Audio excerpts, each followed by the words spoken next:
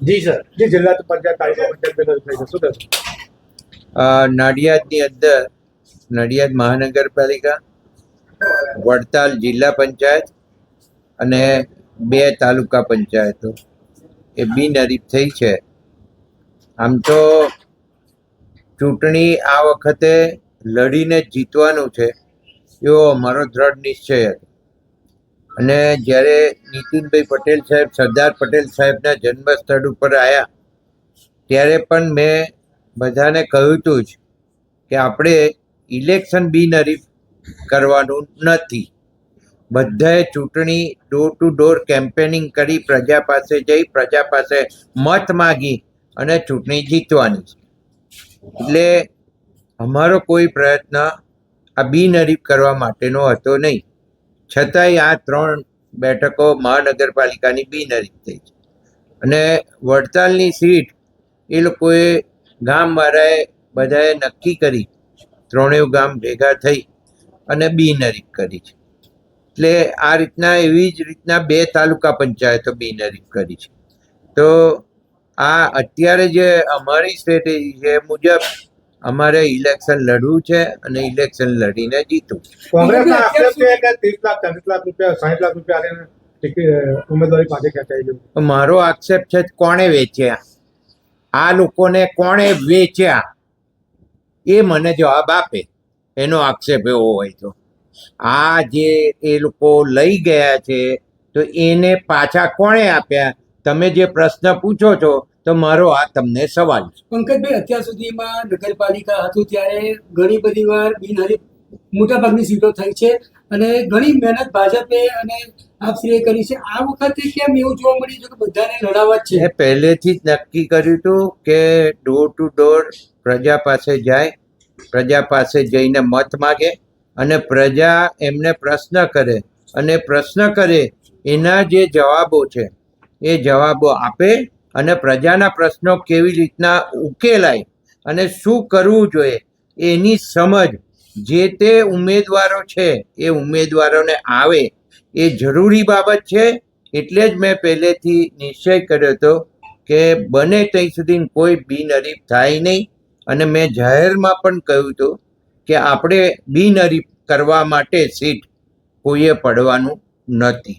પંકજભાઈ, મહાનગરપાલિકામાં કોંગ્રેસના જેટલા ઉમેદવાર છે એમાં એવું પણ કહેવાય છે કે એ ઉમેદવારો પંકજભાઈના જ છે. ઉમેદવારો મારી પાસે છે નહીં.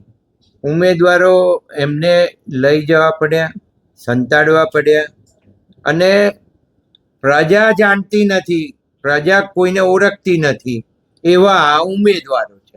અને આ ઉમેદવારો એવા ઊભા કર્યા છે કે કોઈ બિચારા નાના ઘરના સાવ પેલા કથળેલું ઘર હોય એવા લોકોને આ લઈ જઈને ઉમેદવારી કરાઈ.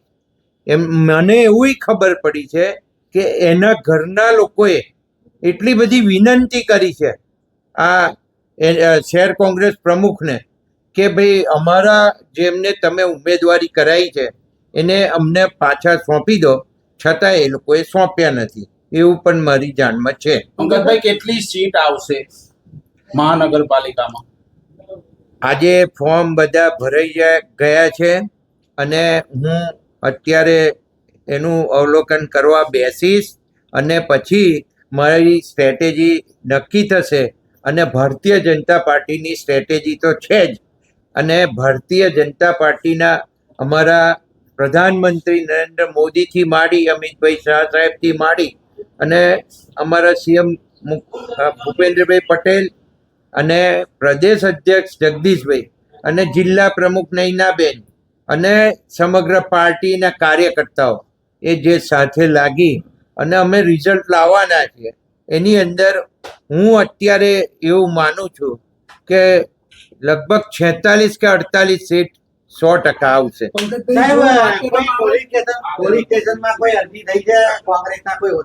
મારી જાણમાં નથી, મારો એ વિષય નથી અને હું એમાં પડતો નથી.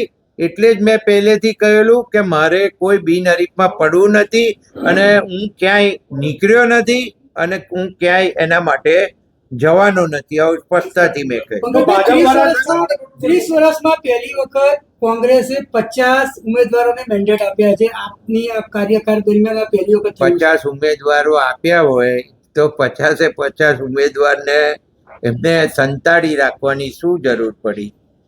એ લોકોનો આક્ષેપ છે કે ભાજપ વાળા ધાક ધમકીઓ આલે છે. ભાજપ વાળા કોઈ ધાક ધમકી આપતા નથી અને કોઈએ ધાક ધમકી આપી નથી, પણ એમને એ એસ્ટાબ્લિશ કરવું છે. અને જુઠ્ઠું બોલવું, જોરથી બોલવું આ અહીંના શહેર કોંગ્રેસ પ્રમુખનો વિષય છે અને એને વારંવાર આ વિષય કર્યો છે. ઓકે.